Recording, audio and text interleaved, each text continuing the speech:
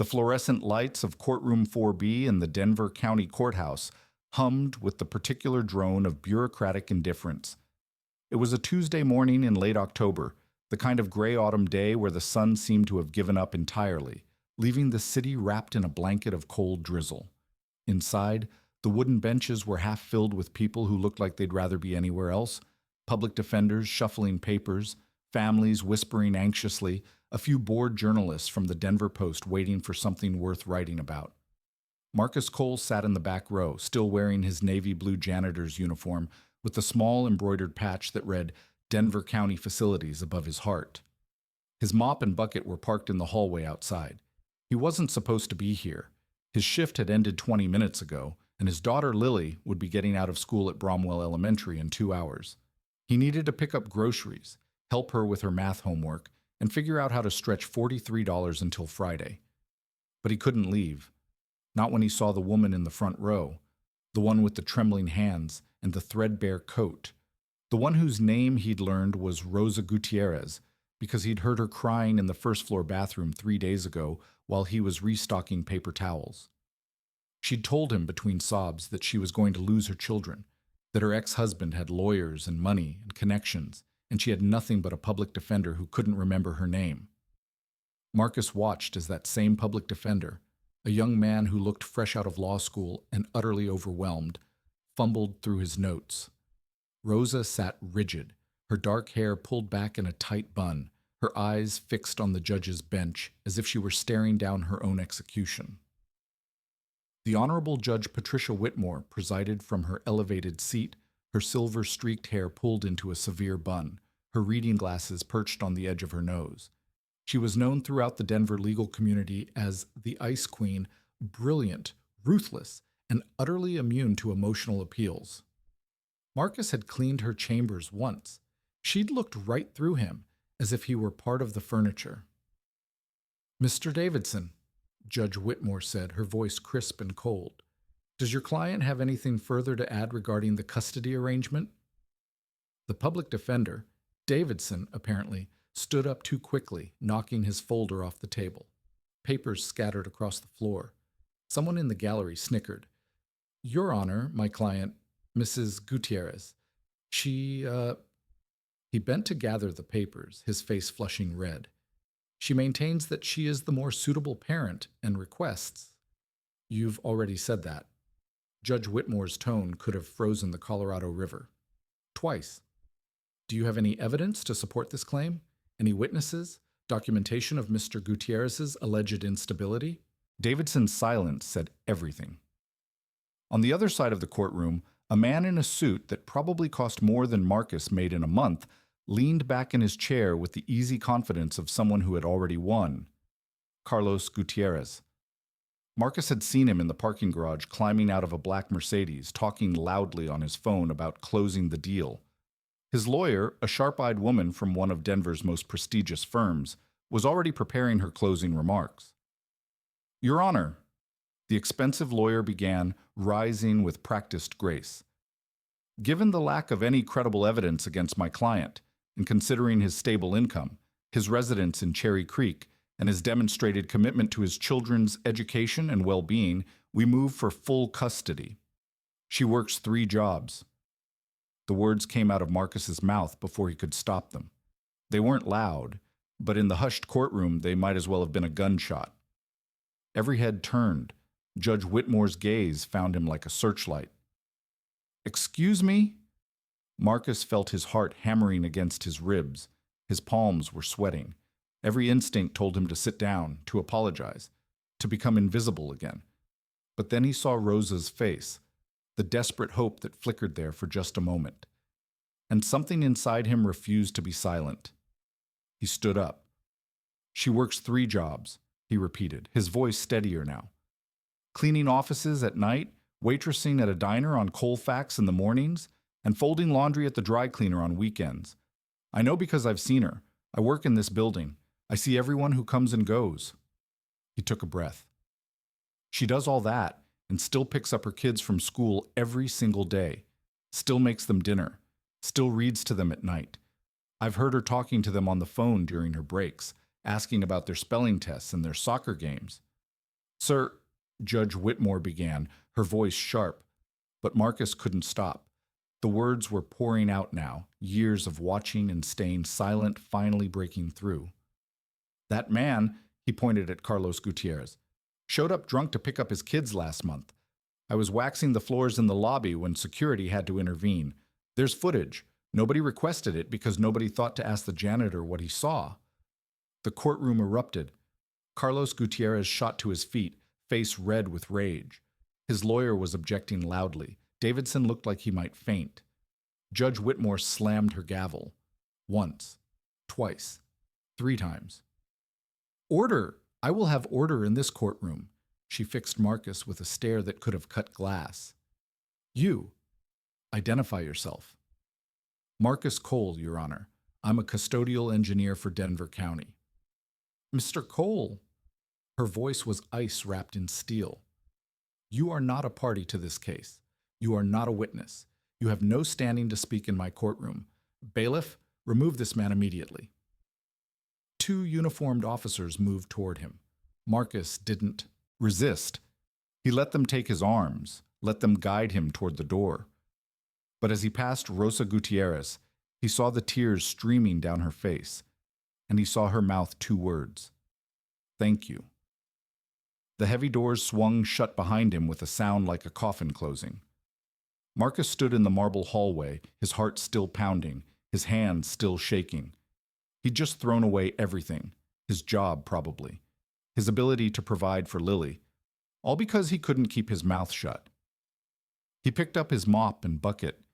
He had no idea that in 6 months he would walk back through those same doors, that Judge Patricia Whitmore would look up from her bench and go completely still, that everything she thought she knew about the janitor who had dared to interrupt her courtroom would shatter into 1,000 pieces.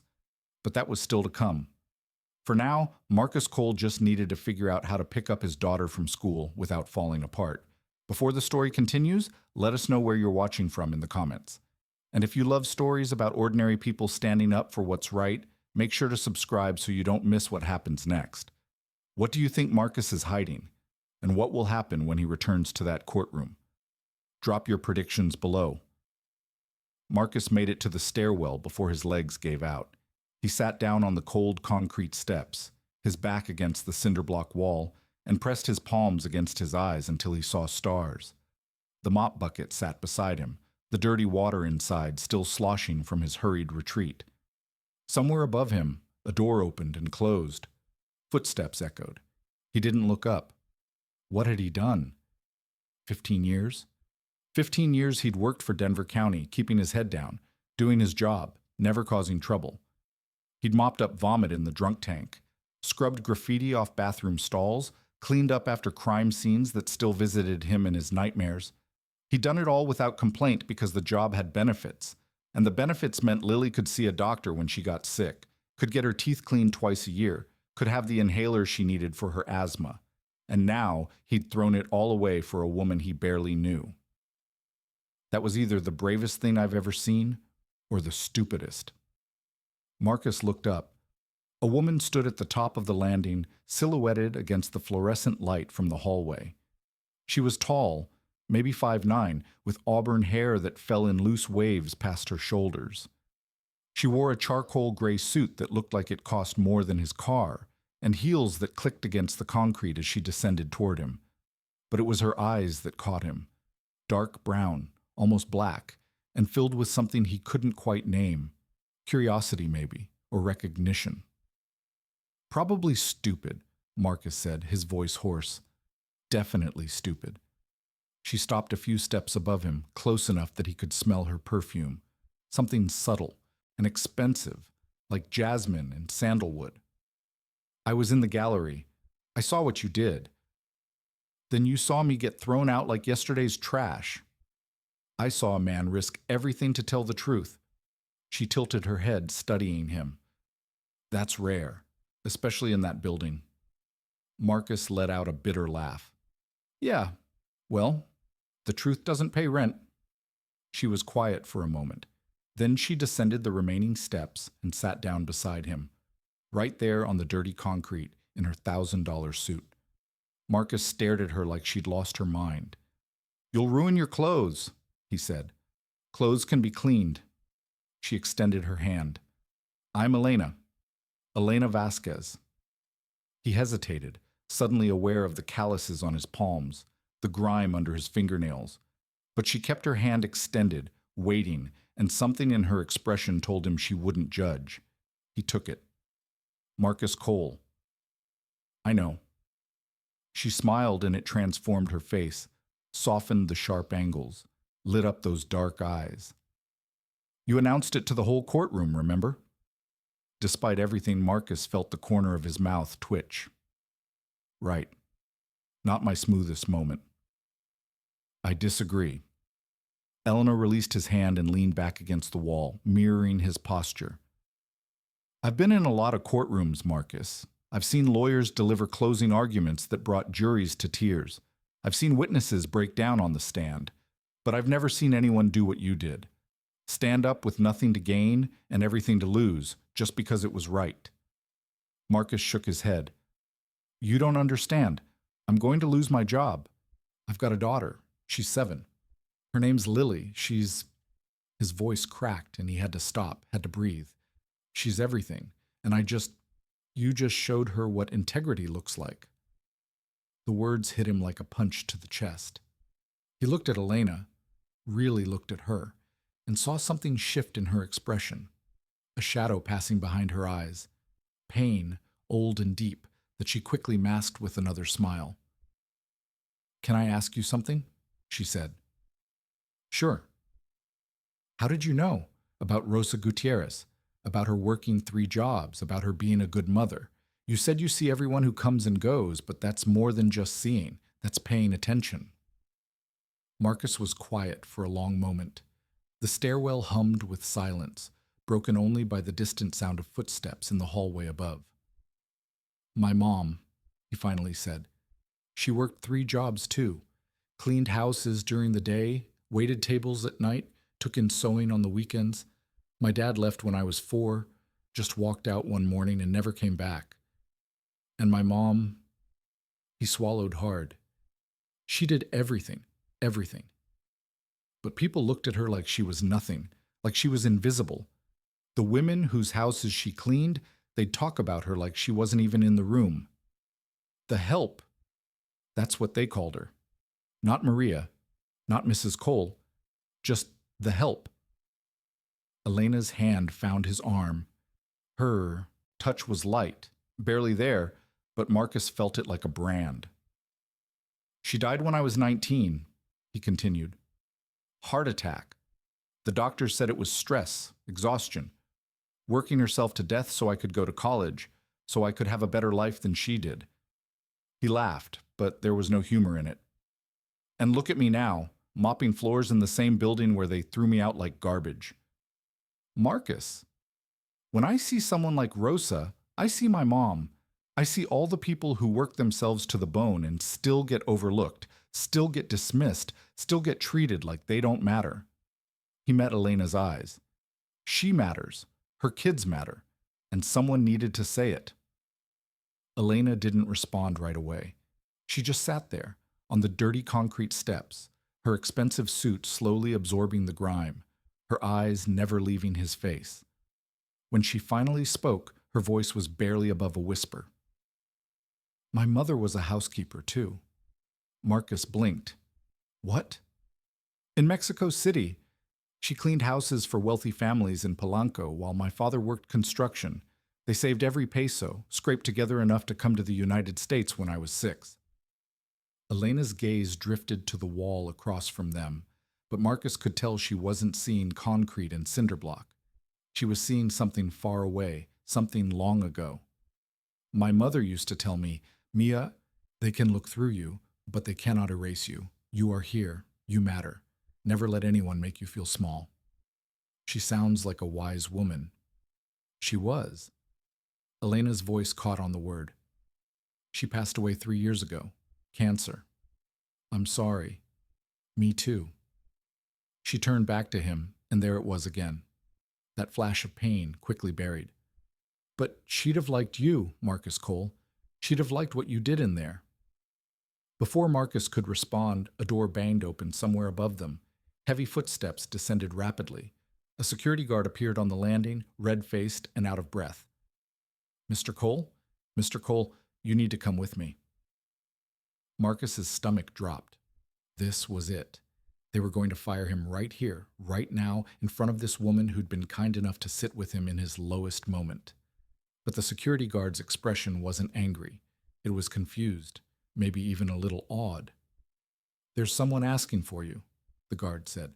"In the lobby. Says she needs to speak with you immediately." "Who?"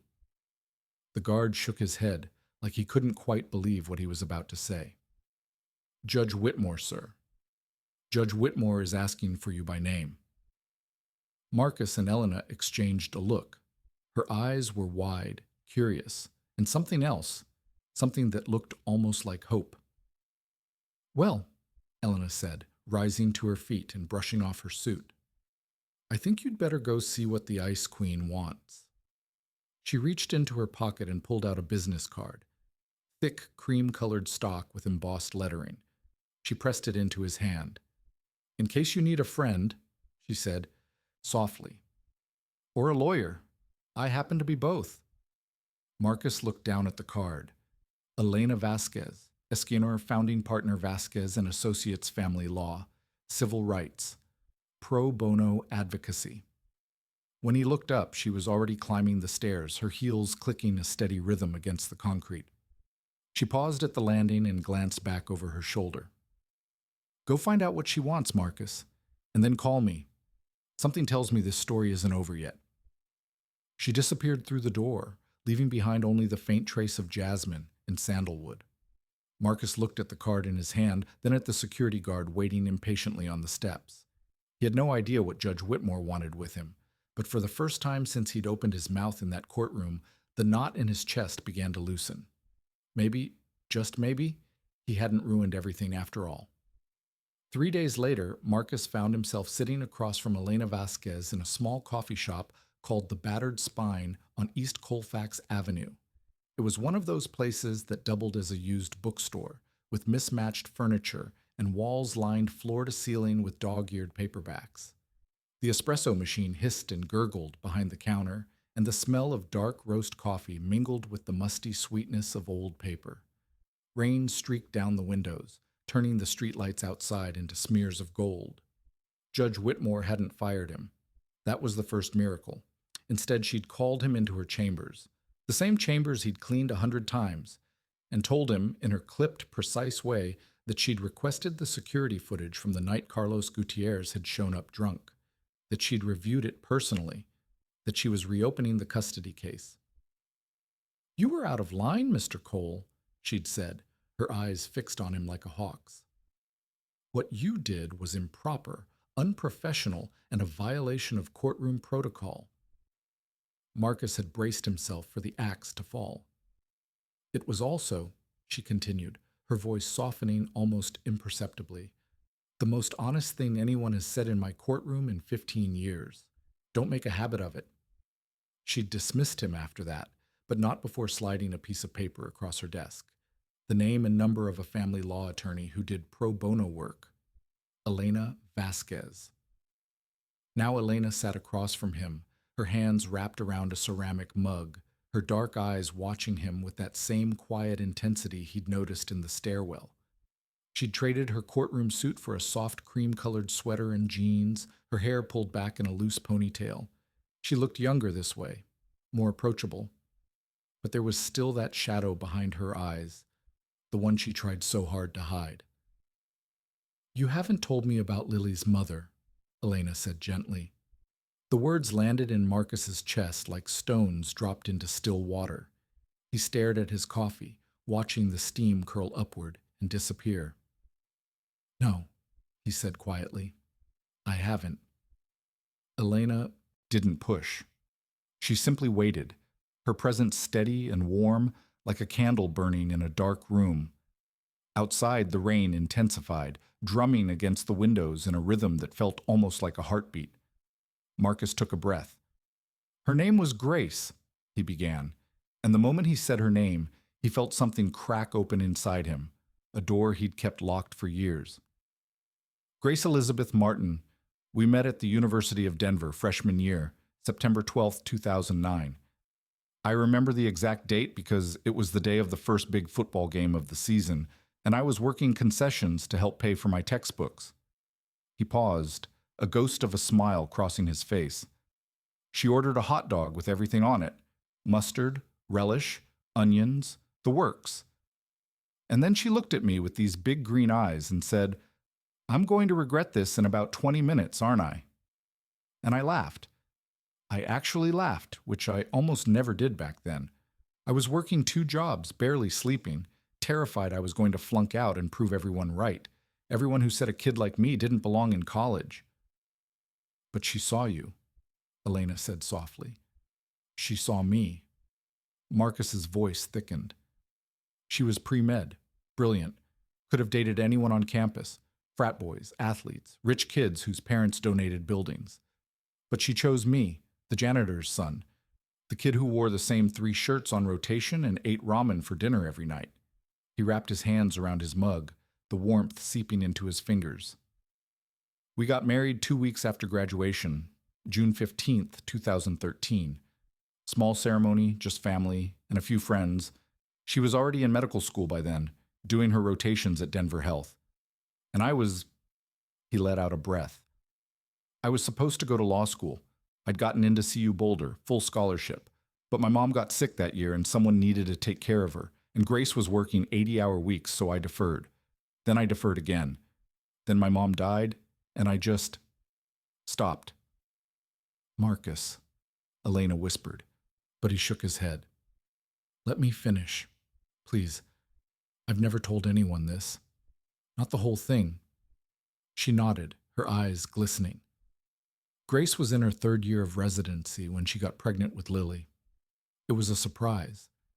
We weren't planning on kids yet, not until she finished her training, but she was so happy. God, Elena, she was so happy. She used to talk to her belly every night, telling Lily about all the places she was going to take her, all the things she was going to teach her. She had this journal where she wrote letters to our daughter, one every week, starting from the day she found out she was pregnant. His voice broke. He had to stop, had to press the heels of his hands against his eyes until the burning subsided. Lily was born on March 3rd, 2017, 7 pounds, 4 ounces, perfect, absolutely perfect. A tear slipped down his cheek and he didn't bother wiping it away. And for 2 years we were happy, exhausted and broke and running on fumes, but happy. Grace finished her residency, got a job at Children's Hospital Colorado. She was going to be a pediatric surgeon. She was going to save lives. The rain had stopped outside, but Marcus didn't notice. He was somewhere else now, somewhere far away and long ago. March 17th, 2019, a Tuesday. Grace was driving home from a late shift. She'd stayed to help with an emergency surgery, a little boy who'd been in a car accident. She saved him, Elena. She saved that little boy's life. And then she got in her car to come home to us, and a drunk driver ran a red light on Colorado Boulevard doing 60 miles an hour. Elena's hand found his across the table. Her fingers were trembling. She died on impact. That's what the police told me. She didn't suffer. As if that was supposed to make it better. As if anything could make it better. Marcus's voice had gone hollow, emptied of everything except the raw truth. I got the call at 3:47 in the morning. I remember because I was holding Lily. She'd woken up crying, and I was rocking her back to sleep, singing that stupid lullaby Grace always sang. And then my phone rang, and a voice I didn't recognize said, "Mr. Cole, there's been an accident." And the whole world just stopped. He looked up at Elena, and the devastation in his eyes was so complete, so absolute, that she felt her own heart shatter in response. I couldn't afford the funeral. Did you know that? My wife, a doctor, a healer, a woman who saved children's lives. And I couldn't afford to bury her. Her parents helped, but they blamed me, said I should have made her take a cab, should have picked her up myself. They don't talk to me anymore. They've never even met Lily. "Oh, Marcus," Elena breathed, tears streaming freely down her face. "I dropped out of everything after that. Sold the house, moved into a one-bedroom apartment in Montbello, took the first job I could find, janitor at Denver County, night shift, so I could be home with Lily during the day. For 6 months, I didn't sleep more than 3 hours a night.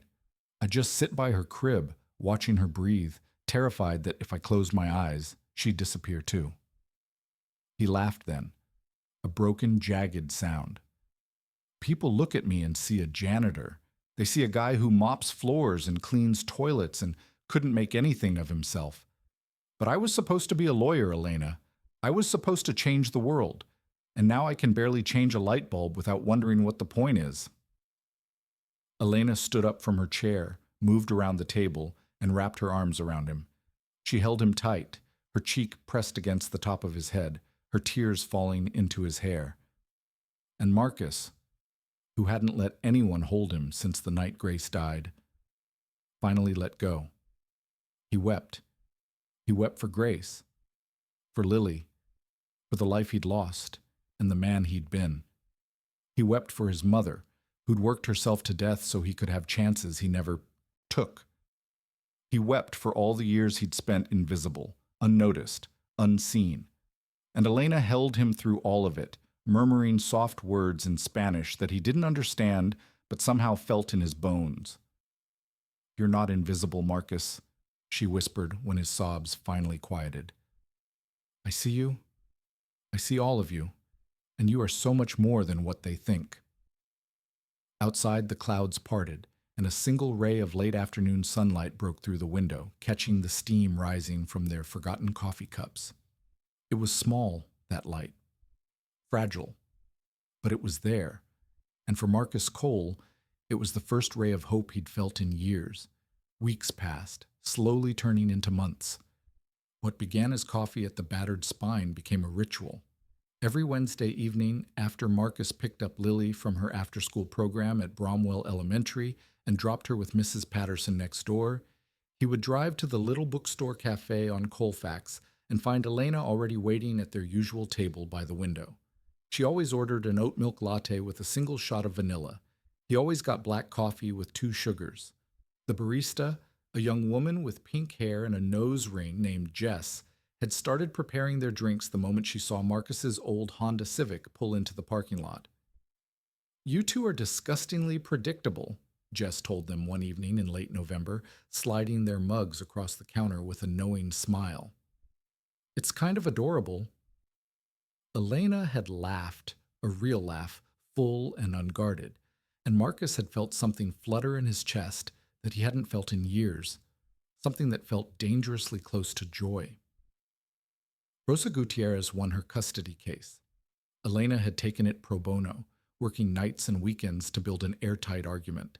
The security footage Marcus had mentioned proved decisive. Carlos Gutierrez's lawyers had tried to get it suppressed, but Judge Whitmore denied every motion. When the verdict came down, Rosa had collapsed into Marcus's arms in the courthouse hallway, sobbing with relief, her children clinging to her legs. "You saved us," she'd whispered. "You saved my family." But Marcus knew the truth. He'd just opened his mouth at the right moment. Elena had done the real work.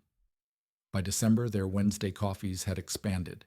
Saturday afternoons at Washington Park, watching Lily chase geese by the lake while Elena and Marcus walked the path around the water, their shoulders occasionally brushing. Sunday dinners at Marcus's cramped apartment in Montbello, where Elena would bring takeout from her favorite taqueria in 5 Points, and Lily would pepper her with questions about everything from why the sky was blue to whether mermaids were real. "I think mermaids could be real," Lily announced one Sunday evening, her mouth full of rice and beans. "Because the ocean is really, really big, and we haven't found all the animals yet. Right, Miss Elena?" Elena had glanced at Marcus, her eyes dancing with amusement. "You know what, Lily? I think you might be the smartest person I've ever met." Lily had beamed so brightly that Marcus thought his heart might burst. It was during one of those Sunday dinners that Elena discovered Marcus's secret.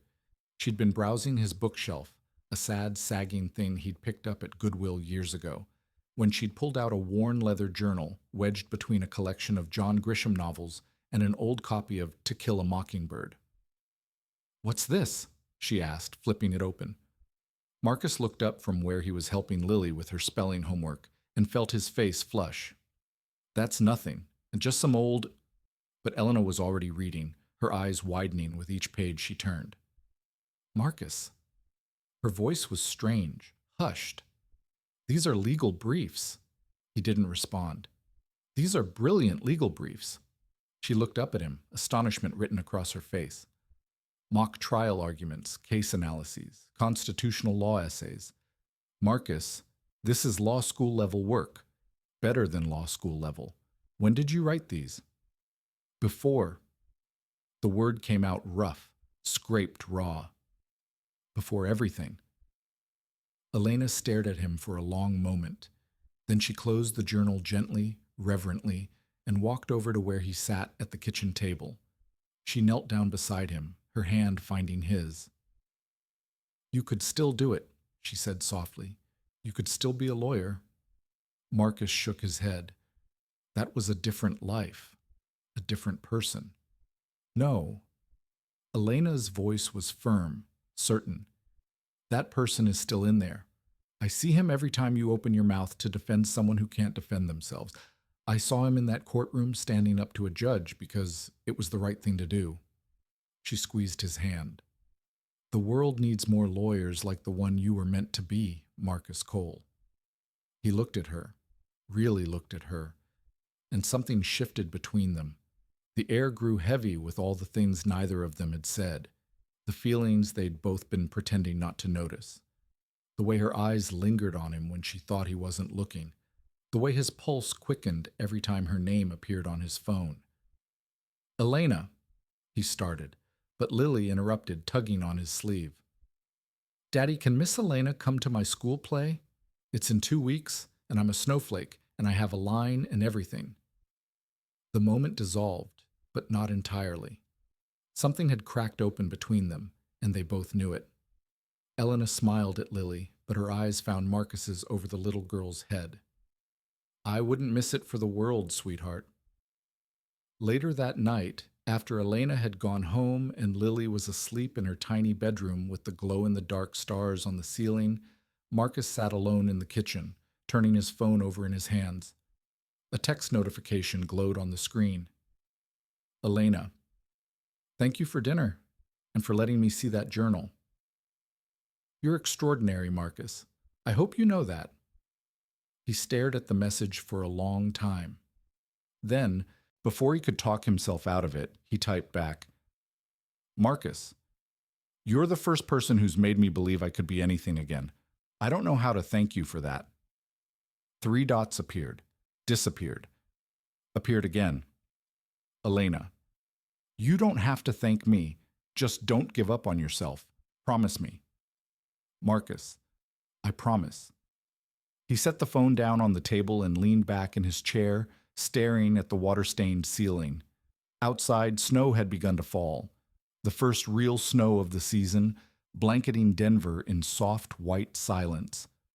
For the first time in 6 years, Marcus Cole allowed himself to imagine a future where he wasn't just surviving but living, a future with laughter and Sunday dinners and someone who looked at him like he was worth something, a future with Elena. He wasn't ready to say it out loud, not yet. But somewhere deep in his chest, in the place where Grace's memory lived alongside his love for Lily, a new feeling had taken root. He was falling in love, and for once, the thought didn't terrify him. The first crack appeared on the night of Lily's school play. Marcus had taken off work early, something he never did, and dressed in the nicest clothes he owned, a button-down shirt he'd bought at a thrift store in Aurora, and a pair of slacks that were only slightly frayed at the cuffs. Lily had been vibrating with excitement all morning, practicing her one line over and over until Marcus could recite it in his sleep. And so the snowflakes danced, bringing winter's magic to the land. Elena had promised to meet them there. She'd texted that morning with a string of snowflake emojis and the words, "Wouldn't miss it for anything. Save me a seat." But when Marcus arrived at the Bromwell Elementary Auditorium, Elena wasn't alone. He spotted her in the lobby, near the table selling hot cocoa and sugar cookies, and his heart lifted at the sight of her. The deep green dress that brought out the warmth in her skin, her hair swept up in an elegant twist. But then he noticed the man standing beside her, and something cold slithered into his chest. The man was tall, broad-shouldered, with the kind of effortless confidence that came from a lifetime of privilege. His suit probably cost more than Marcus made in 3 months. His silver cufflinks caught the fluorescent light as he gestured animatedly, and when he laughed, he placed his hand on Elena's arm with the easy familiarity of someone who had touched her many times before. Elena's face was unreadable. She wasn't smiling exactly, but she wasn't pulling away either. Marcus stood frozen in the doorway, Lily tugging at his hand. "Daddy, come on, I have to go backstage." "Right, yeah." He tore his eyes away and led Lily toward the auditorium doors. "Let's get you to your teacher, sweetheart." He didn't look back. He couldn't. The play was wonderful. Lily delivered her line with all the dramatic flair of a Broadway star, and the other parents laughed and clapped and wiped tears from their eyes. But Marcus barely saw any of it. He kept glancing at the seat he'd saved beside him, the seat that remained empty for the entire 45-minute performance. Elena finally appeared during the reception afterward, finding Marcus near the punch bowl, while Lily showed off her snowflake costume to Mrs. Patterson. "Marcus, I'm so sorry I missed it." Her voice was breathless, her cheeks flushed. "Something came up and Who was he?" The question came out harder than he intended. Elena flinched. "What?" "The man in the lobby, the one in the expensive suit." Marcus kept his voice low, controlled, but he could feel something cracking inside him. "The one who couldn't keep his hands off you." Elena's expression shifted. Surprise, then something that looked almost like guilt. That was Daniel Hartley. He's, let me guess, old friend, business associate? Marcus laughed, but there was no warmth in it. "Someone from your world." "He's my ex-fiancé." The words landed like a blow to the sternum. Marcus felt the air leave his lungs. "We were engaged for 2 years. Elena continued, her voice quiet. "We broke it off 18 months ago, right after my mother died. He wanted me to join his firm in Manhattan, become a partner, build the kind of life that—" She trailed off, shaking her head. "It doesn't matter. It's over." "Then why is he here?" "Because his firm just opened a Denver office, and he's running it, and he showed up at my office today wanting to talk." Elena reached for Marcus's hand, but he pulled away. Something flickered in her eyes, hurt, confusion. "Marcus, please. Nothing happened. I told him I've moved on." "Have you?" The question hung between them like smoke. Elena stared at him, and for a moment Marcus saw something in her face that he couldn't identify. Then she straightened, and her expression cooled. "I don't know what you want me to say." "I want you to tell me the truth."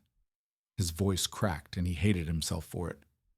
"I want you to tell me that this, whatever this is between us, isn't just some project for you, some charity case. The poor janitor you're helping put his life back together so you can feel good about yourself."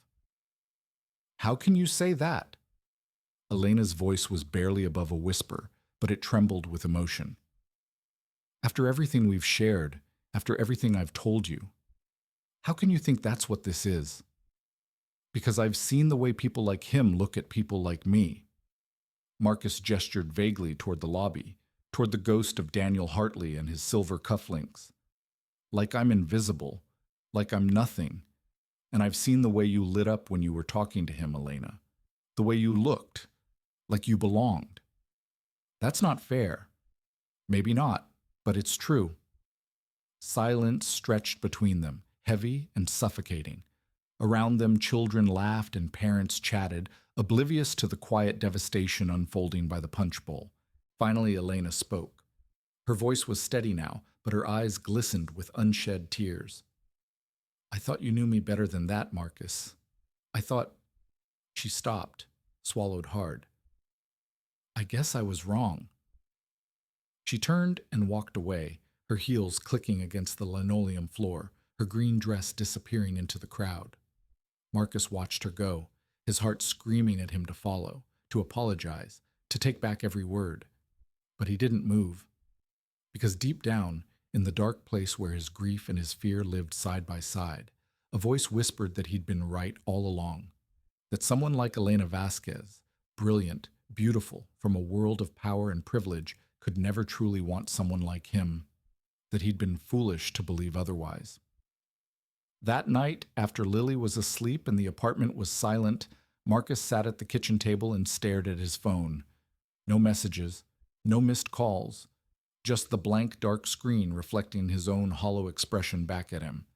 He thought about texting her, apologizing, explaining. Instead, he set the phone face down on the table and buried his head in his hands. She deserves better, he told himself. She deserves someone who can give her the world, not a broken janitor with nothing to offer but baggage and debt. Outside, the snow had stopped falling. The streets of Montbello lay silent and cold, blanketed in white that looked almost peaceful in the glow of the streetlights. But inside Marcus Cole's chest, a storm was raging, and he had no idea how to make it stop. 2 weeks passed in silence.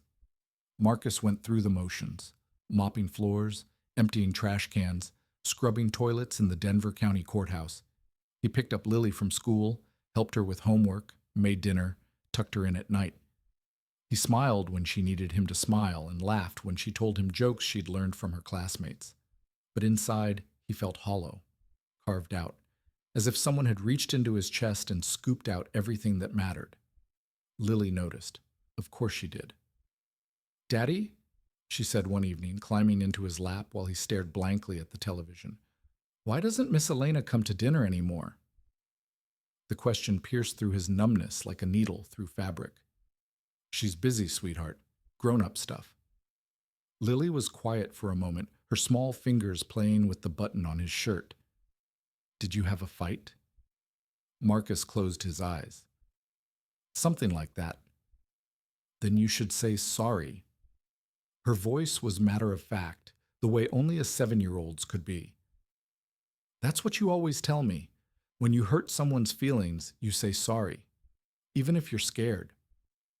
He looked down at his daughter, Grace's green eyes staring back at him, filled with innocent wisdom, and felt something crack open in his chest. "When did you get so smart?" he whispered. "I've always been smart, Daddy." She grinned. "You just don't pay attention." That night, after Lily was asleep, Marcus found himself standing outside Elena's building in Capitol Hill. He didn't remember driving there, didn't remember parking his car on the street or walking up the stone steps to the entrance. But here he was, his breath fogging in the cold December air, his heart pounding against his ribs like it was trying to escape. The building was old, red brick and iron railings, the kind of historic Denver architecture that had been converted into expensive condominiums. Warm light glowed from the windows, and somewhere inside, a dog barked. Marcus stood on the sidewalk, staring up at the 3rd floor, where he knew Elena's apartment was. He'd dropped her off here once, after a Sunday dinner that had run late. She'd lingered at the car door, and for a moment he'd thought she might kiss him. She hadn't, and now he wondered if she ever would. His phone buzzed in his pocket. A text from Mrs. Patterson. "Lily's fine. Take your time." He'd called her before he left, asked if she could sit with Lily for an hour. She'd agreed without question, because Mrs. Patterson had been watching out for the Coles since the day they'd moved into the apartment next door, and she knew, the way neighbors always knew, that something was wrong. Marcus took a breath, then another, and then he walked inside. Elena answered on the 3rd knock. She was wearing sweatpants and an oversized University of Denver sweatshirt, her hair loose around her shoulders, her face bare of makeup. She looked exhausted, beautiful, heartbroken. "Marcus." His name came out like a breath, like a prayer. "What are you—" "I need to say something." His voice shook, but he didn't stop. "And I need you to really hear me." She stared at him for a long moment, her dark eyes unreadable.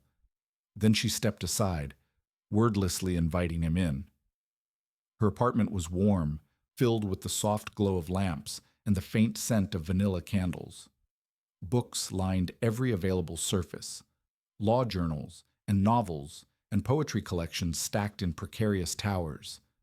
Photos covered the walls. Elena as a child with her parents, graduation pictures, candid shots of friends and family. And there, on the mantel above a small gas fireplace, a framed photograph of an older woman with Elena's eyes and a gentle smile. Her mother. It had to be. "I've been an idiot," Marcus said, turning to face her. A scared, stupid idiot. Elena stood by the door, her arms wrapped around herself as if she were cold. "Marcus, please let me finish." He took a step toward her, then stopped, afraid that if he got too close, he'd lose his nerve entirely. "That night at the school play, when I saw you with him, with Daniel, I panicked. Not because I thought you were doing anything wrong, but because I looked at him and I saw everything I'm not. Rich, successful, put together, the kind of man who belongs in your world." "My world?" Elena's voice cracked. "Marcus, you don't even know what my world is. I know it's not a one-bedroom apartment in Montebello. I know it's not a janitor who can barely afford groceries. I know—" "Stop." The word cut through the air like a blade. Elena stepped toward him, her eyes blazing. "Just stop. You want to know what my world is? My world is 14-hour days fighting for people who have no one else to fight for them. My world is eating takeout alone at midnight because I forgot to have dinner. My world is lying awake at 3 in the morning, wondering if I made the right choice when I left Daniel, when I walked away from the money and the prestige and the life everyone expected me to have." She was crying now, tears streaming down her cheeks, but she didn't wipe them away. "And then I met you," she continued, her voice breaking. "This man in a janitor's uniform who stood up in a courtroom and risked everything for a stranger. This father who loves his daughter so fiercely it takes my breath away. This person who looks at me like I'm more than my job title, or my bank account, or my last name." She laughed, a wet, broken sound. "You want to know why I ended things with Daniel? Because in 2 years, he never once looked at me the way you do, like I'm actually seen, like I actually matter." Marcus felt the tears burning in his own eyes. "Elena." "I'm not finished." She closed the distance between them, stopping inches away, close enough that he could see the gold flecks in her brown eyes, the faint freckles across her nose. "You asked me if I'd moved on from Daniel. The answer is yes. I moved on the moment I sat down next to a heartbroken man in a courthouse stairwell and realized that I'd finally found someone worth staying for." Her hand reached up, trembling, and pressed against his chest, right over his heart. "I'm in love with you, Marcus Cole," she whispered. "I've been in love with you for months, and I don't care if you're a janitor or a lawyer or a garbage collector. I don't care if you live in a mansion or a cardboard box. I care about you. The man who makes his daughter pancakes shaped like butterflies. The man who writes legal briefs in his spare time because he can't help wanting to fix what's broken. The man who showed me that love doesn't have to be complicated or conditional or earned." Marcus couldn't speak, couldn't breathe. He stood there, Elena's hand warm against his chest, her words washing over him like rain after a drought. "Say something," she pleaded. "Please." He cupped her face in his hands, his rough, calloused hands against her soft skin, and rested his forehead against hers. "You are my family," he said, his voice barely above a whisper. "You and Lily. You're my family, and I have been so terrified of losing you that I almost pushed you away for good." "You didn't lose me." Her hands found his waist, pulling him closer. "You could never lose me." And then he kissed her. It was soft at first, tentative, like they were both afraid the other might disappear. But then Elena's fingers curled into the fabric of his jacket, and Marcus's hand slid into her hair, and the kiss deepened into something fierce and desperate and achingly tender. When they finally pulled apart, breathless and trembling, Elena laughed, a real laugh, bright and full of wonder. I can't believe you drove all the way here in the middle of the night. Marcus smiled, and for the first time in weeks, it reached his eyes. Lily told me to. She said when you hurt someone's feelings, you say sorry, even if you're scared. Smart kid. The smartest. Elena rested her head against his chest, and Marcus wrapped his arms around her, holding her close. Outside, snow had begun to fall again, soft and silent, blanketing the city in white. What happens now? Elena murmured. Marcus pressed a kiss to the top of her head. Now, he said quietly, we stop being afraid. Christmas morning arrived wrapped in a blanket of fresh snow and the smell of cinnamon pancakes. Marcus stood at the stove in his tiny kitchen, flipping butterfly-shaped pancakes while Lily bounced impatiently at the table, her eyes fixed on the small pile of presents beneath their modest tree.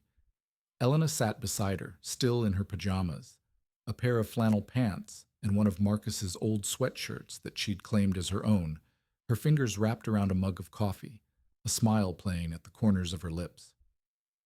Daddy, hurry up, Lily whined. The presents aren't going to open themselves. Patience, Munchkin. Marcus slid the last pancake onto her plate. Breakfast first, then presents. But that's going to take forever. Elena laughed, ruffling Lily's hair. I'll make you a deal. If you eat all your pancakes without complaining, I'll let you open my present first. Lily's eyes went wide. You got me a present? Of course I did. Elena's voice softened. You're very important to me, Lily. You and your dad both. Something flickered across Lily's face, a look of solemn consideration that seemed far too mature for a 7-year-old. She set down her fork and looked at Elena with those startling green eyes. Miss Elena, she said slowly, are you my daddy's girlfriend now? Marcus nearly dropped the spatula. Elena's cheeks flushed pink. Well, Elena began carefully glancing at Marcus. That's really something your dad and I should... Yes, Marcus interrupted, crossing to the table and sitting down across from his daughter. Yes, sweetheart. Elena is my girlfriend. Is that okay with you? Lily was quiet for a long moment, her small brow furrowed in thought. Marcus felt his heart hammering against his ribs. He'd been so focused on his own fears, his own doubts, that he hadn't stopped to consider how Lily might feel about all of this, about someone new entering their lives, about someone trying to fill a space that had been empty since her mother died. Then Lily smiled, a bright, brilliant smile that lit up her whole face. I think Mommy would like her, she said simply. You laugh more when she's around, and you don't look so sad anymore. Marcus felt the tears spring to his eyes before he could stop them. He reached across the table and took Lily's small hand in his. Yeah, baby, he managed, his voice thick. I think Mommy would like her too. Later that afternoon, while Lily played with her new art supplies in the living room, there was a knock at the door. Marcus opened it to find 2 people he hadn't seen in nearly 6 years standing in the hallway. Richard and Catherine Martin, Grace's parents. They looked older than he remembered, grayer, more fragile. Catherine clutched a wrapped package against her chest, and Richard held a potted poinsettia that trembled slightly in his weathered hands. Marcus, Catherine said, her voice wavering, we weren't sure if you'd want to see us. For a moment, Marcus couldn't speak. The anger, the hurt, the years of silence. All of it rose up in his chest like a wave. These were the people who had blamed him for Grace's death, who had refused to meet their own granddaughter, who had abandoned him when he needed family most. But then he looked at Catherine's eyes, Grace's eyes, the same shade of green that Lily had inherited, and saw the grief there, the regret, the desperate aching hope. How did you find me? He asked quietly. Elena Vasquez. Richard's voice was gruff, uncertain. She tracked us down, sent us a letter, told us about you, about Lily, about...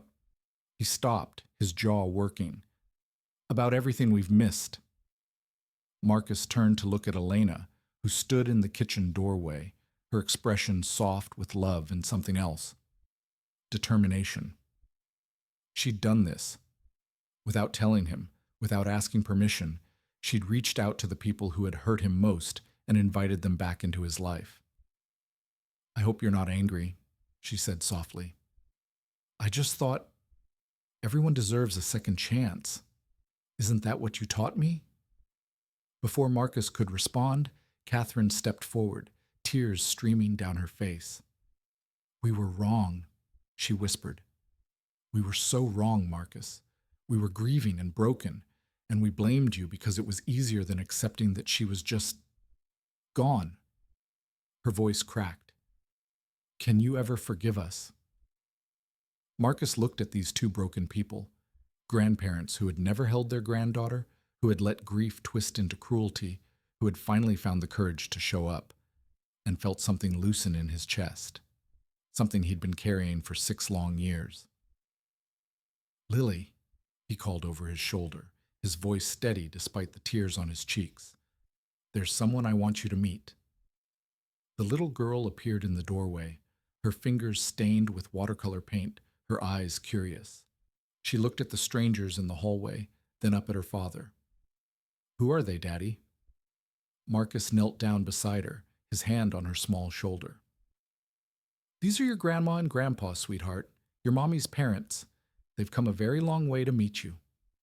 Lily studied them with that same solemn consideration she'd shown earlier. Then she walked forward, stopped in front of Catherine, and held up the painting she'd been working on, a butterfly with wings of purple and gold. "I made this," she announced. "Do you want to see?" Catherine let out a sob that was half laugh, half cry. She knelt down, her knees cracking against the floor, and pulled Lily into her arms. "It's beautiful," she whispered. "You're beautiful.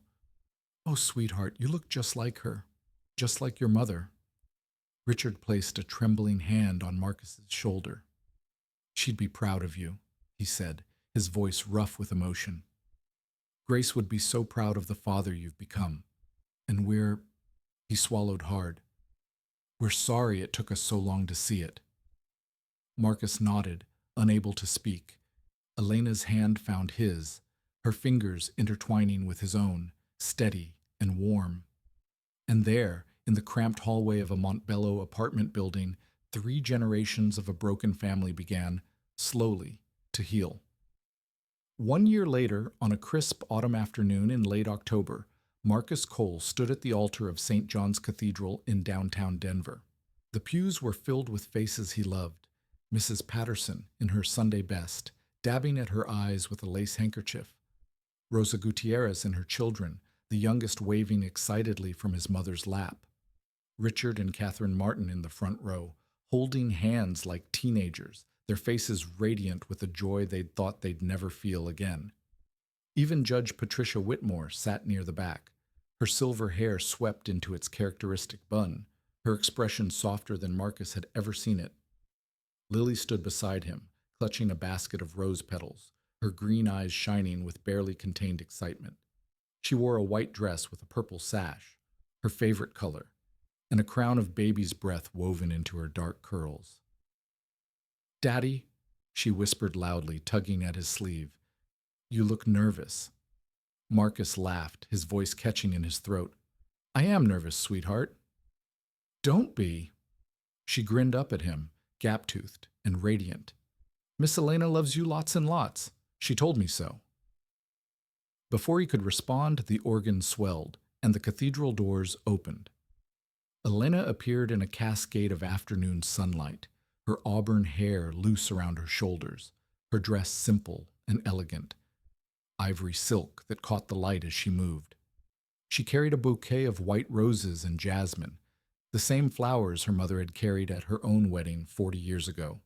Her father, Miguel Vasquez, a quiet man with kind eyes who had flown in from Mexico City for the occasion, walked beside her, his weathered hand trembling slightly as he held his daughter's arm.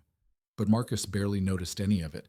He saw only Elena's face, the tears streaming down her cheeks, the smile that could have lit up the entire cathedral, the love in her dark eyes that took his breath away. When she reached the altar, Miguel kissed her forehead, then turned to Marcus and clasped his hand firmly. "Take care of her," he said, his voice thick with emotion. "She is my heart." "I will, sir," Marcus promised. "I will." The ceremony was brief but beautiful. They'd written their own vows. Marcus had stayed up until 3 in the morning perfecting his. The old leather journal Elena had discovered open beside him as he wrote. "Elena," he began, his voice steady despite the tears on his cheeks. "A year ago I was a man who had given up. I thought I was invisible. I thought I didn't matter. And then you sat down next to me in a dirty stairwell and told me that what I did was brave." He laughed softly. "You were wrong, by the way. It wasn't brave. It was desperate. But you saw something in me that I couldn't see in myself. You showed me that I wasn't invisible, that I wasn't nothing, that I was worth staying for." He reached out and took her hands in his rough, calloused hands against her soft skin, and smiled. "You are my family," he said, echoing the words he'd spoken in her apartment that snowy December night. "You and Lily. And I promise to spend the rest of my life making sure you never forget how extraordinary you are." Elena's vows were shorter, but no less powerful. "Marcus Cole," she said, her voice trembling with emotion, "you taught me that love doesn't have to be complicated. That family isn't always the people you're born to. Sometimes it's the people who show up in courthouse stairwells and change your life forever." She squeezed his hands. "I choose you. Today, tomorrow, and every day after, for as long as I live." When the priest pronounced them husband and wife, Lily let out a cheer so loud it echoed off the cathedral walls. The congregation erupted in laughter and applause as Marcus pulled Elena into his arms and kissed her, long and deep and full of promise. Later, at the reception in Washington Park, the same park where they'd walked on so many Saturday afternoons, Marcus found a quiet moment to slip away. He walked to a small bench overlooking the lake, where the autumn leaves drifted across the water like golden boats. In his pocket was a photograph, the one he always carried. Grace on their wedding day, her green eyes bright with happiness, her smile wide and unguarded. "I'll never forget you," he whispered, pressing the photo to his heart. "But I think it's okay to be happy again. I think you'd want that for me. For us."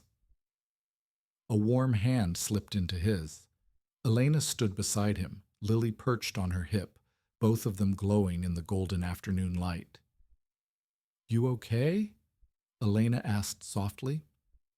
Marcus looked at her. This woman who had pulled him out of the darkness and shown him that love could come twice in a lifetime. Then he looked at Lily, his daughter, his heart, his reason for everything. "Yeah," he said, tucking the photograph back into his pocket and pulling them both into his arms. "I'm okay. I'm more than okay." Across the park, someone called out for the bride and groom. Music drifted through the trees, and somewhere, a child laughed. Marcus Cole, janitor, father, husband, law student at the University of Denver's evening program, smiled and took his family's hands. "Come on," he said. "Let's go home." And as the three of them walked back toward the reception, the autumn sun setting the sky ablaze with gold and crimson, Marcus realized something that made his chest ache with gratitude. Home wasn't a place. It had never been a place. Home was the people who stayed, the people who showed up, the people who looked at you, really looked at you, and decided you were worth loving. He had finally found his way home. If this story touched your heart, please subscribe so you don't miss stories like this, and share this video with someone who needs to hear it today. Have you ever found love or hope in the most unexpected place? Have you ever been truly seen by someone when you felt invisible? Let me know in the comments. I read every single one. Thank you for sharing this journey with us.